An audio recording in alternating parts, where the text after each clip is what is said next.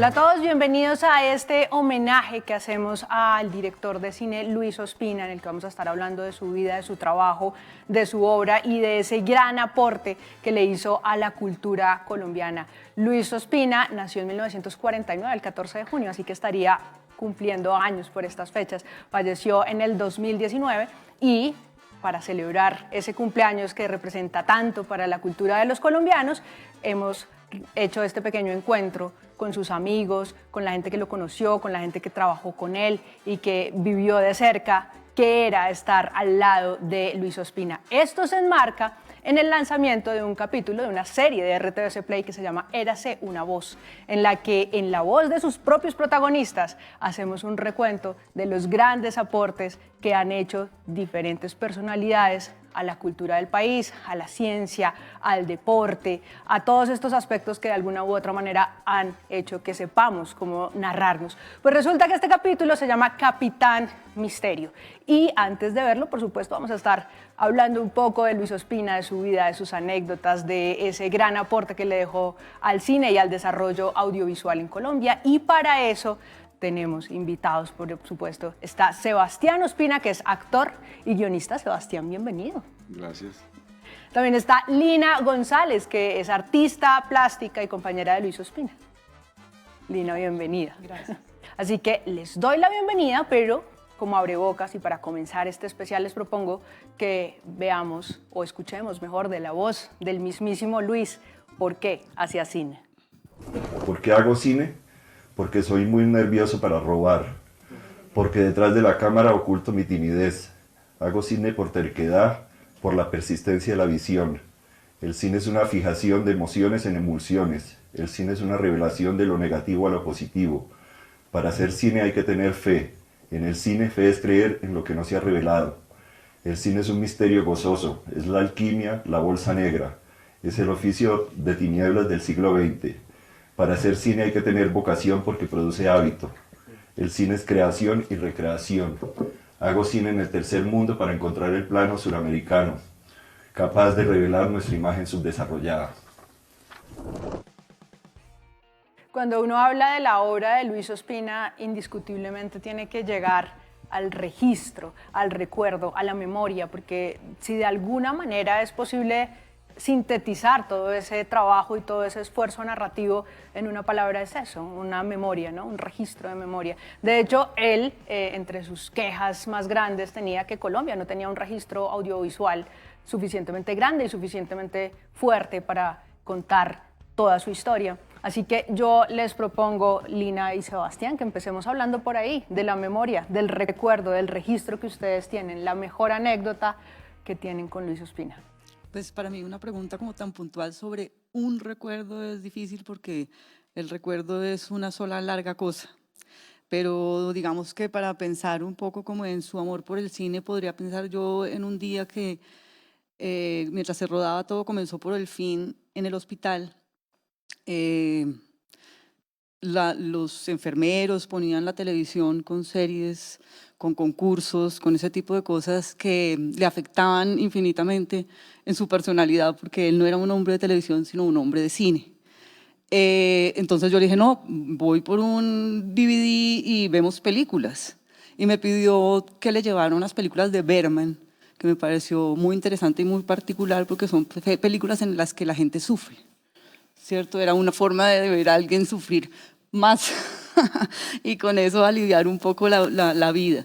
Eso digamos que me da a mí esa idea de que Luis sí pensaba que el cine, y comparto ese pensamiento, y el arte y estas cosas que uno hace ayudan a lidiar con la vida de buena manera, ayudan a pasar los peores y los mejores momentos. Yo creo que no hay nada más asombroso que la vida, excepto el cine, que puede ser su único consuelo. Mi hermano Luis Ospina yo creo que vivió bajo esa norma. Mi relación con él y mi recuerdo con él está circunscrito al cine. Nuestras conversaciones eran sobre cine. nuestros juegos eran alrededor del cine. Era hacer películas, a contarnos las películas que habíamos visto. Recuerdo mucho que para mí Luis Ospina siempre fue un gran hito desde que estudiaba cine y corría, no sé, el año 2001, 2002 y con una gran hermana de mi corazón, cineasta, Asenet Suárez, codirigíamos un festival de cine que en ese momento solo había 4 festivales de cine en Colombia. Y este era un festival muy particular porque estaba dirigido a personas realizadoras menores de 35 años. Entonces, era una propuesta de tomarse el Parque Nacional en Bogotá de noche y de recibir millones, no sé, cientos de trabajos de personas que estaban allí produciendo y que no encontraban en los festivales existentes espacio para mostrarse. Y alguna noche estábamos allí mostrando las películas y llegaron Luis Ospina y Carlos Mayolo y fue como un momento maravilloso verlos llegar, ¿no? Como recorriendo así, mirando como todas las nuevas estéticas y narrativas, porque creo que si algo podría decir de Luis es que es un hombre que siempre estuvo muy interesado en la exploración del lenguaje y en darse el permiso y la licencia de ir siempre reconociendo cómo iba innovando la narrativa en general. Entonces, esa fue como la primera vez que en mi vida vi a Luis y como que sentí con certeza su presencia y me dio mucha alegría y con mi amiga que codirigíamos este festival que se llamaba Sin Formato, nos miramos y fue como un momento de éxito, ¿no? Luis Ospina y Carlos Mayolo están aquí viendo las películas que estamos mostrando. ¿Cómo fueron esos años de la niñez? ¿Cómo fue esa infancia de ustedes dos en Cali? Bueno, el cine fue algo muy importante en mi familia. Mi padre hacía cine. Él tenía una cámara de 16 milímetros y él a veces hacía puestas de escena con sus hijos y montaba pequeñas historias y filmaba las navidades y los cumpleaños y los baños en la piscina. En fin, nosotros tuvimos una infancia muy especial. Vivimos en una casa que tenía una biblioteca fantástica.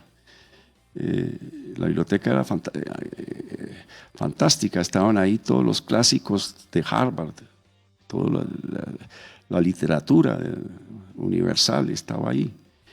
Es más, habían toda clase de libros. A Luis lo botan del colegio, siendo uno de los alumnos más premiados, o sea, que Luis era genial, o sea, él tenía una memoria prodigiosa, él le bastaba con asistir a las clases y se recordaba de todo lo que decía el profesor, y entonces siempre en los exámenes sacaba 5. Luis, como era tan precoz, se metía con los alumnos de quinto y sexto bachillerato a hablar de literatura. Entonces hablaban de Henry Miller y de D.H. Lawrence y de unos libros. Nosotros estudiábamos en un colegio que era regentado por los jesuitas y en un colegio católico, y toda esta literatura pues de Henry Miller y D.H. Lawrence eran libros que estaban en el índice. Entonces a él lo votan porque consideraron que era una mala influencia para sus pares en el colegio. Bueno, yo creo que Luis tuvo una ventaja que yo no tuve. Luis, él desde un principio sabía que su mundo iba a ser el cine. Él lo tuvo claro. Tuvo esa película bien clara. Yo añoraba que para mí así fuera, pero yo sentía la presión familiar de que debía ser una persona que estudiara ingeniería y me matriculara en las empresas de la familia. Y también hay como una especie de trinidad, ¿no? Que es Carlos Mayolo, Luis Ospina y Andrés Caicedo. Quería preguntarles a ustedes por ese trabajo en equipo, por ese trío como creativo que se formó en Cali. Carlos Mayolo éramos unos adolescentes comunistas. Eso, todos O sea, chiquitos, sí, todos de 13 creíamos años. que la revolución socialista era indetenible. Y Mayolo tenía una novia después que era una actriz del TEC de Cali. En fin, Todo ese ambiente, en todo caso, sí era parte de tu vida hasta que te fuiste a, sí, a sí, hacer sí. tus No, no, estudios por fuera. y siempre fuimos como hermanos. Realmente Mayolo y Andrés. Sí. Ellos Y con Mayolo fue por una explosión que hubo, una famosa explosión que hubo en Cali, por unos el 7 de carros, agosto exacto, sí. 7 de agosto, que El explotaron 56. unos carros que habían parqueado con dinamita y ustedes tuvieron que irse de su casa a donde la abuela fue, A donde la abuela y que vivía al lado de Mayolo. Enfrente vivía Mayolo. Pero en Andrés todavía estaba ese espíritu de que la juventud iba a cambiar las cosas, no tanto las ideas políticas, sino el gesto generacional. Es decir, el que iba a cambiar el mundo. Y sus actitudes fueron básicamente concomitantes con este día, y su suicidio es precisamente no querer ser maduro, o sea, morir con las ideas vigentes. O sea, no lo que nos está tocando a nosotros ver que todas las ideas de mayo 68 se volaron, y sin embargo nosotros nos ha tocado vivir otro mundo que ya está distante de esas ideas, pero es el momento libertario que vivió el mundo, el momento libertario que vivimos la juventud, que nos levantamos en mayo 68 es una cosa inolvidable, es un poema que no se puede olvidar. Y Andrés muy sabiamente se fue con el poema y no con el borrón del poema que nos ha tocado a nosotros. Cuando hablamos de Caliud, de Andrés, de Luis, de Mayolo, yo tiendo a pensar que son como esta especie de hombre del Renacimiento que hacía de todo, ¿no? Que era muy hábil con las letras, con la literatura, que era un hombre muy culto. Y los tres tenían como esa virtud de juntar el cine, la literatura, la música. ¿Ustedes cómo sintieron esa relación en el trabajo de Luis Ospina? Si creen que todavía en Cali hay gente trabajando, digamos, en la unificación de esos Yo tres pienso aspectos. que sí, esa respuesta la podría dar así a tu pregunta muy específica. Pienso que sí hay gente que desea hoy en día que tenga el talento de Mayolo, de Luis o de Andrés, que mezclen la literatura y todo el resto de las disciplinas de las artes. Estamos volviendo a eso después de una época de especialización de la cual Luis Ospina renegaba infinitamente, porque tenemos que ser personas integrales para poder hacer obras, porque las obras hablan de la vida y la vida no está metida en cajitas separadas, ¿cierto? Aquí la Sí, sí, ingeniería, sí. aquí la medicina, sino que es holístico. Bueno, yo meto la cuchara, que también es porque en los 90 y antes existían estos grupos de tertulia que cada vez se extinguen más, en el que uno se juntaba con gente de otras disciplinas y se enriquecía, ¿no? O sea, Caicedo escribía y su fuerte era escribir, pero se juntaba con Mayolo, que su fuerte era producir y hacer cine, entonces cada uno enriquecía la mirada del otro, y yo siento Total. que lo que hemos perdido con lo que usted decía de ahora hay que ser especialista en una cosa, es esa posibilidad de tertuliar con las otras disciplinas y enriquecerse uno también. Sí, pero yo pienso que a partir de la pandemia estamos en una nueva reconfiguración de todo nuestro ecosistema cultural y creería yo que vamos a volver a eso. Por ejemplo, la recepción de la película Todo comenzó por el fin, en la cual eso se vuelve muy evidente, fue por parte de la juventud muy emocional. Nosotros como jóvenes, adolescentes, crecimos a la sombra de los festivales de arte de Cali, y ahí se congregaban los intelectuales más destacados del país. La literatura es fundamental. Ante todo, un cineasta es un narrador de historias, y en la literatura, en los libros, está consignada la historia de todo lo que los hombres hemos sido y lo que somos. Eso es una parte fundamental. Yo creo que el primer motivo que nos vuelve narradores de historias nace de nuestro contacto con los grandes escritores. El cine, cuando se acoge a la poética literaria, pesa. El cine que carece de esa poética literaria desaparece, se lo lleva el viento. recuerdo mucho el momento en que recibí una llamada en mi casa y era Luis. Ya habíamos hecho estos 3 documentales y Luis me dijo, hola, voy a hacer una gran película épica sobre mi generación, esta generación de artistas de Caliwood, que incluía pintores, escultores, eh, actores, actrices, cineastas, ¿no? Y quiero que seas la productora. Y yo colgué esa llamada y sentí pánico. Y la persona con la que vivía me dijo, ¿qué te pasa? Y yo, Luis Ospina me acaba de llamar a proponerme ser la productora de su gran película épica de su vida y ¿cómo le voy a decir que no? Entonces, esa es una anécdota del detrás de cámaras que fue muy valiosa para mí porque tiene un gran valor que alguien de la talla de Luis Ospina te invite a ser parte de su película y no solamente te invite a ser parte de su película, te invite a ser la madre de su película, porque finalmente tuvimos una relación creativa de 5 años con esa película en donde todo lo vivimos literalmente. Luis se murió y revivió 2 veces y fue para mí un momento de mucho entendimiento de lo que significaba entrar en la intimidad de este hombre a través de esta gran obra y poderlo acompañar desde la producción creativa a sacar como esta película que realmente era una gesta, eh, ¿no? Una profunda reflexión de su vida y de la vida de la gente más entrañable en su corazón. Bueno, pues ya que estamos con los amigos de Luis Ospina, yo quiero invitarlos a que veamos un fragmento de Unos buenos pocos amigos.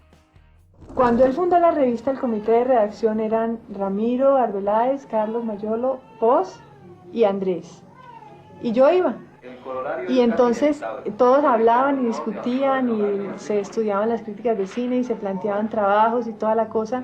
Y yo me acuerdo mucho que Andrés siempre trataba de involucrarme. Era la persona que volteaba como a mirarme y a ver yo qué opinaba y sí, como de involucrarme.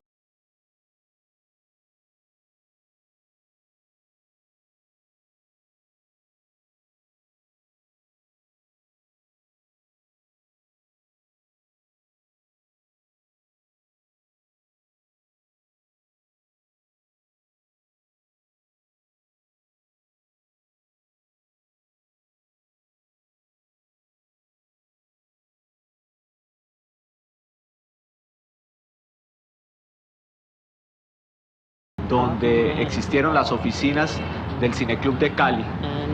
En vida, Andrés, Ospina y los demás miembros del Cineclub tuvieron sus eternas discusiones y la organización permanente del Cineclub de Cali hasta su desaparición. Esta pequeña o gran casa Usher del cine se convierte ya como en un símbolo perdido del Cineclub de Cali. O sea, que es una relación de infancia Sí. que va evolucionando hasta que se vuelven viejos y hacen este grupo de Cali que se inventan por un chiste en una fiesta que se llama Caliwood. En realidad parece que el Caliwood no es nada oficial, no fue un grupo que ellos se hubieran autodenominado así, sino un chiste casual que se convirtió en ícono. Sans ton amour, le jour tombe, ma joie s'achève, tout se brise dans mon cœur lourd.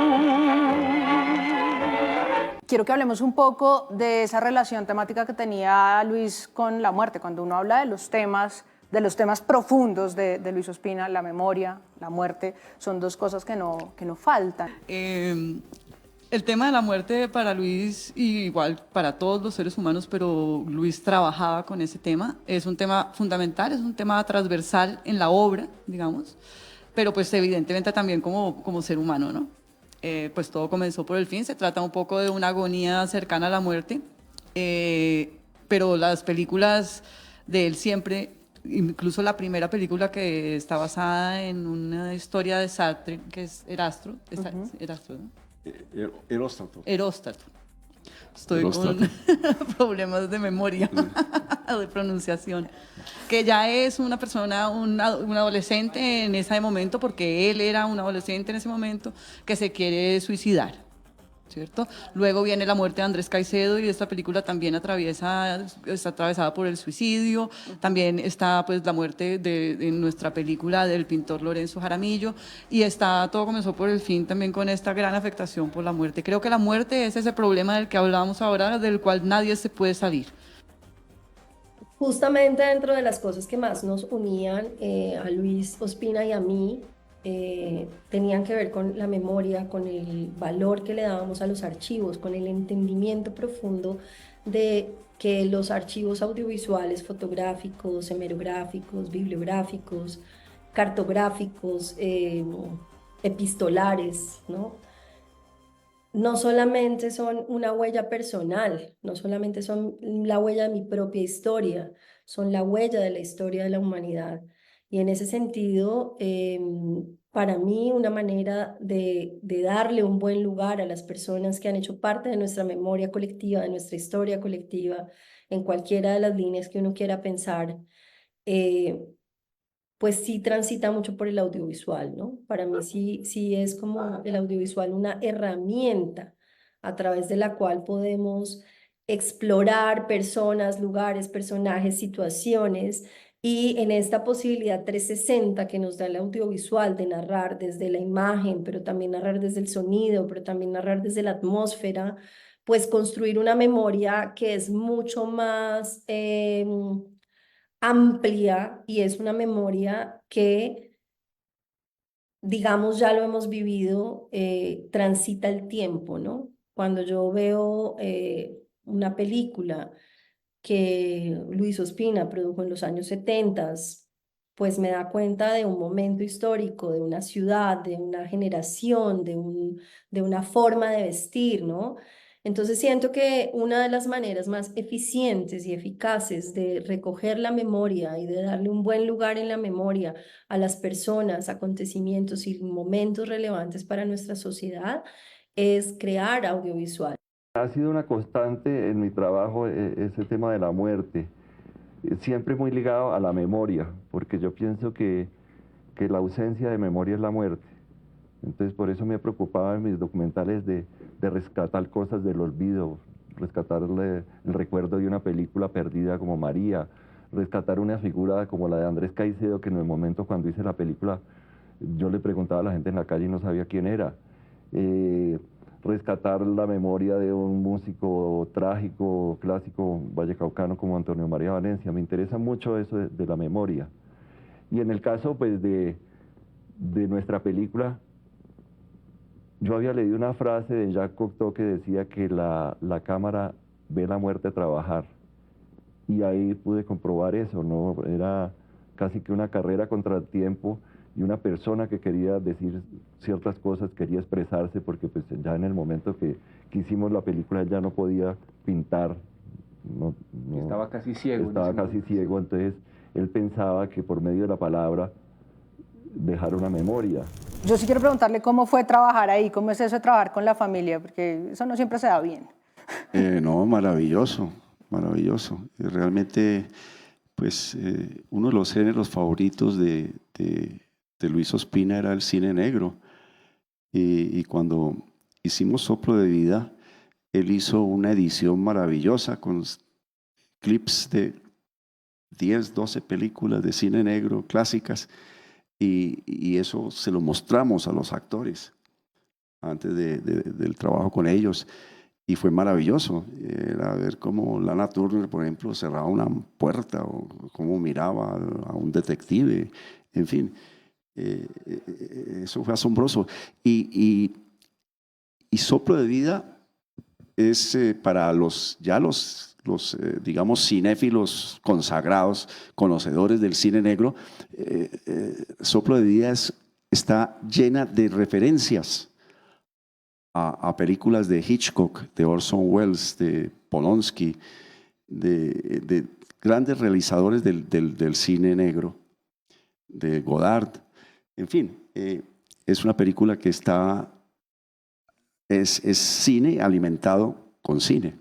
Yo inicialmente quise dirigir la película, pero no me sentía capacitado para eso, me daba miedo. Entonces, esta película es la que va a ser Soplo de Vida, ¿no? Que le cambiaron el nombre para sí, que nos entiendan los que nos están oyendo. Sí, la película después se llamó Soplo de Vida. Y entonces yo me acuerdo que inicialmente íbamos a codirigir Luis y yo la película. Entonces hicimos la primera reunión, se leyó el guión que se llamaba Adiós María Félix. Y ahí con Sandro Romero y con María Vázquez y una serie de personajes de Hollywood. Sí. Hablamos sobre la historia y le encontramos algunos problemas. Entonces yo me acuerdo, habiéndome ganado ese premio de $200,000, yo me voy al día siguiente o a la semana siguiente me voy para Honda y me encierro allá a reescribir el guión desde la primera página. Pues puta tan pendejo. Yo le decía al último tiempo que yo lo vi, Mayolo, pero te estás matando, ¿te estás dando cuenta? Que te estás matando, ¿Y qué decía? A mí como lo que me gusta es la droga y la muerte. ¿Por qué eso? ¿Por qué? ¿Por qué? ¿Por qué? ¿Qué fue lo que pasó? Yo siempre pensé que usted sabía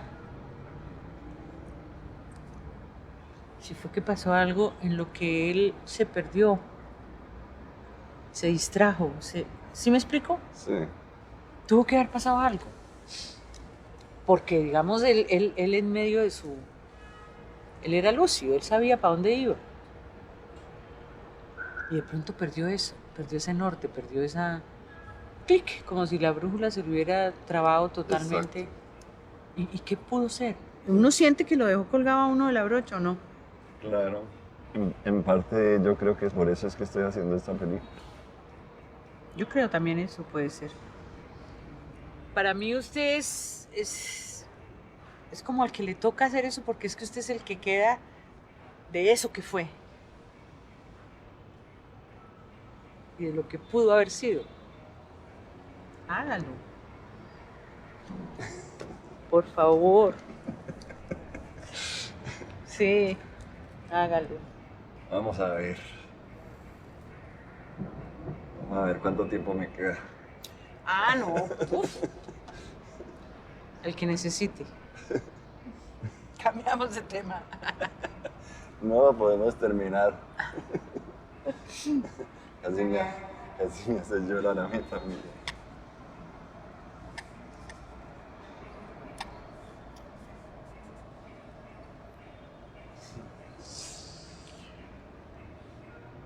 Mucho bruto, Mayolo. Mucho bruto. Mucho. A veces, tras la muerte de ciertos personajes que han sido muy importantes y relevantes en su momento, hay una especie de olvido con el pasar del tiempo, ¿no? Uno podría pensar que es absolutamente orgánico, que es normal, que es inevitable, pero hay otros que no, hay otros que siempre recordamos, incluso quedan frases por ahí sueltas que uno repite, como decía fulanito, no sé qué. ¿Cómo creen ustedes que es posible a través del cine también y a través de la obra de Luis rescatar varios de esos personajes del olvido y de la marginalidad en la que caen luego? Pienso que, pues, por ejemplo, sacamos 2 películas póstumas de 2 proyectos que había comenzado Luis y que fueron concluidos una vez muerto ya Luis. También hemos sacado 2 libros, una reedición y una nueva edición, porque creo que es difícil y es un trabajo arduo el de mantener los recuerdos sobre la gente que ha construido nuestra cultura. Hoy se acuerda la gente más de Cristóbal Colón, ¿cierto? Y le quieren cortar la cabeza que de la mayoría de la gente que ha producido cultura en nuestro país. Entonces es muy ingrato y es un trabajo duro y creo que hay que hacerlo. Luis lo hizo. Luis lo hizo también con los archivos del cine mudo, que es una de las películas póstumas que sacamos, y ahora que estábamos hablando un poco de la memoria, la importancia que le daba Luis a la memoria está, digamos, en esa película, ya es como cúspide porque es hecha exclusivamente con material de archivo del cine mudo colombiano. lo que quiere decir que sí hubo cine colombiano, ¿cierto? Pero ¿quién se acuerda del cine colombiano? Entonces esa tarea de volver a traer el cine mudo es una forma de hacer que la gente se acuerde y valore el trabajo de muchas personas que nos han antecedido.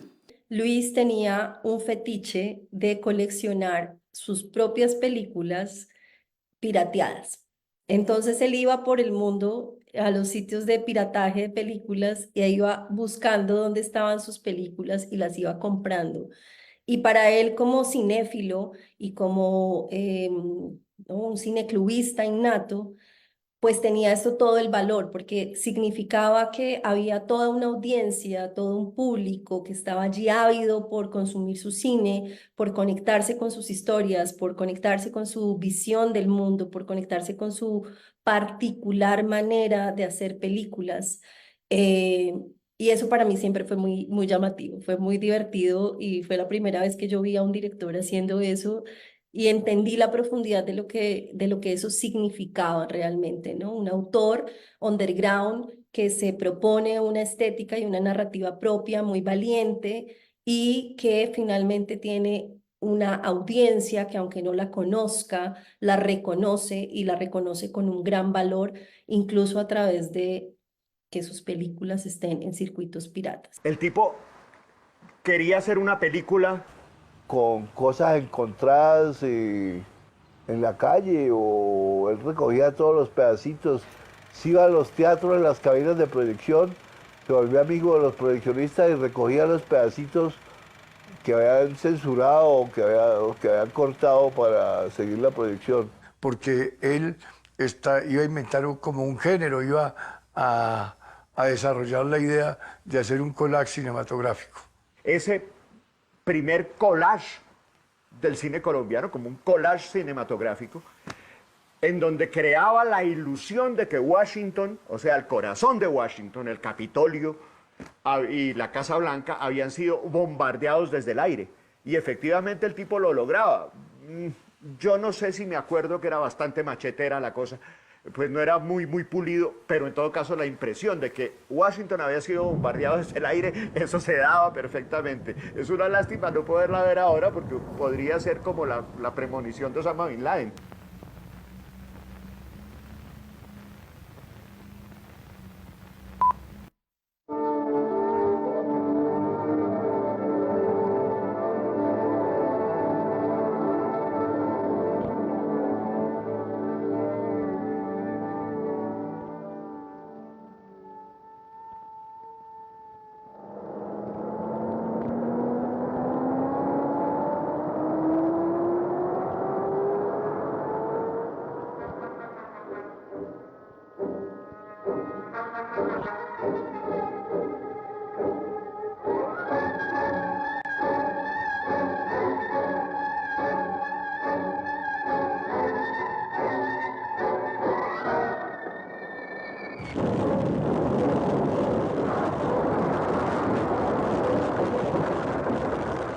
Entonces yo percibo la obra de Luis Ospina como una obra contestataria, como una obra inteligente, como una obra de un gran valor en la cinefilia, como una obra que transita los géneros, juega con ellos, los disrumpe, ¿no? Los coge y los voltea, y como finalmente una obra con sello propio, que creo que de lo que se trata en realidad la creación audiovisual y el oficio de Luis Ospina, que tenía varios, pero digamos principalmente era la dirección. Se trata de eso, de crear tu forma, de crear tu estética, de crear tu sello. Y para mí las películas de Luis tienen un sello muy particular que traspasa la formalidad de los géneros y que se arriesga de manera muy contundente a crear nuevas formas, nuevas estéticas y a permitirnos unos universos como espectadores en donde podemos navegar profundo y sentirnos también interpelados de manera personal. Aburrido, ¿no? Si le pasan a una película tal como la rodaron, tal como una conversación en la casa, donde están los climas, los picos narrativos, todo ese es el trabajo narrativo del ese es el trabajo de la gente que hace el cine, claro. Por supuesto. Pues hay una frase muy manida que es de Gabo, que dice que las cosas no son como suceden, sino como uno las recuerda. En fin, esa línea entre la ficción y el documental es una línea muy delgada. Bueno, Sebastián, de verdad, muchísimas gracias por acompañarnos hoy. Lina, muchas gracias también por estar aquí conversando con nosotros sobre la obra de Luis Ospina y sobre todo de Luis Ospina como persona y como creador. Muchas gracias por haber participado de esta conversación y a todos ustedes que nos están viendo desde el otro lado de la cámara, los quiero invitar ahora sí a ver este capítulo de la serie Érase una voz dedicado al cineasta Luis Ospina que se llama El Capitán Misterio.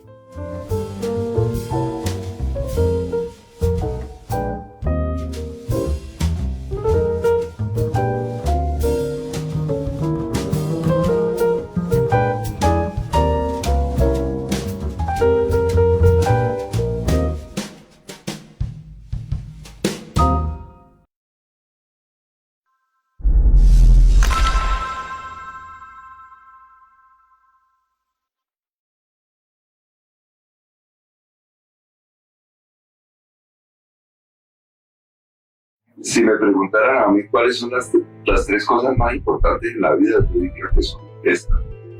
Pues el amor, el trabajo y el conocimiento. Eso para mí es lo más importante. Si uno logra esas tres cosas, o sea, triunfar en el amor, triunfar en el trabajo y ser una persona con mucho conocimiento, pues yo creo que eso es la felicidad para mí. Pues yo soy de las personas que no hablo mucho sobre mis amores, ni siquiera a mis amigos más íntimos o amigas más íntimas. Siempre me han dicho el Capitán Misterio. Pero si he hecho la película para atrás, yo tuve la primera novia a una edad muy avanzada, a los 22. Porque antes yo me enamoraba de las actrices de cine. Para mí un amor era lo que estaba en la pantalla. Entonces me vi enamorada de Kim Novak, de una actriz belga que nunca volvió a aparecer, que se llamaba Catherine Spack, Claudia Cardinale, Liz Kelly. Yo me enamoré de una forma muy fácil. Fue como al principio de la época mía del hipismo. En esa época, cuando uno comenzó a fumar marihuana, el efecto era fuertísimo. Uno se podía quedar viendo una rendija en el piso 25 minutos. Y a veces terminábamos todos tirados en el piso. Y yo escogí un piano, que era de cola, para acostarme ahí debajo. Y de pronto una de estas hermanas vino y me dio un beso. Y yo quedé completamente enamorado. Nadie me ha ganado un beso, nunca. Hay gente que puede vivir sin amor, pero yo soy como el personaje de Bajo el Volcán que dice, no se puede vivir sin amor. Yo no me acuerdo cuál fue la primera película que yo vi en mi vida. Yo creo que fui como Gabriel Infante, que dice que la primera vez que estuve en cine fue en El vientre de su madre. Desde muy chiquito yo estuve pues expuesto a esta magia del cine, pero al mismo tiempo pues se me desmistificó un poco el cine porque sabía cómo se hacía un poquito, ¿no? Porque pues mi papá tenía la cámara, tenía el proyector, un aparatico con que editaba las películas, entonces, porque mi papá filmaba escenas familiares, lo que se llama home movies o películas familiares caseras, pero también proyectaba cine en el garaje de la casa, inclusive había hecho un cabezote que decía el Teatro Ospina presente y se lo pegaba a las películas y nos daba ahí películas de vaqueros, películas de dibujos animados, en fin.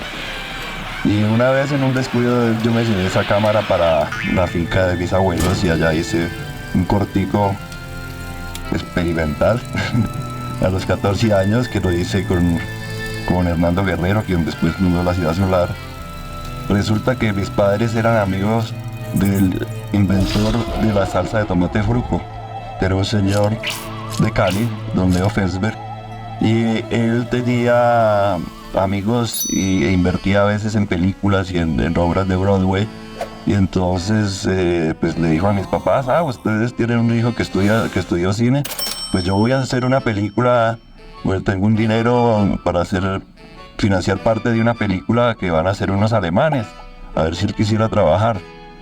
Y pues querer trabajar sí que quería, entonces dije que sí, y que me tocaba hacer nada menos que ser el productor de la película. Y era una película pues que fue un desastre por muchos motivos, en parte yo creo que por inexperiencia mía, pero también era muy difícil porque era una película hecha por alemanes en Colombia, pero filmada en inglés, con una actriz hindú y 2 actores norteamericanos, y era una historia de ciencia ficción. Esa película yo creo que casi nadie la ha visto, afortunadamente. La primera película de largometraje en la cual yo participé.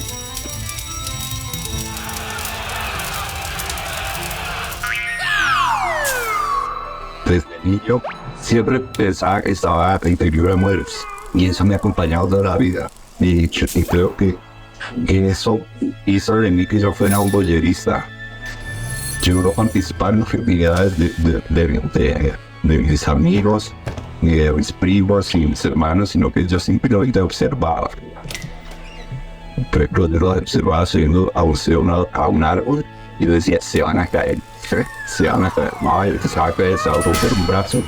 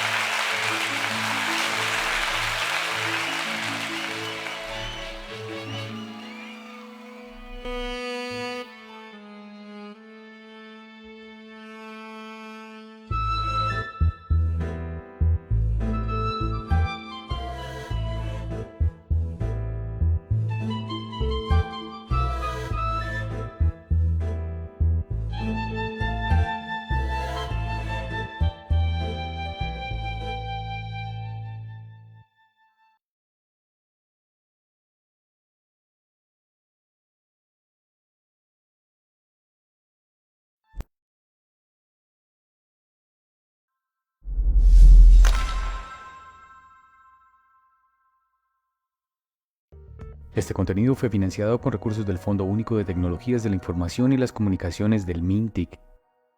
Colombia, potencia de la vida.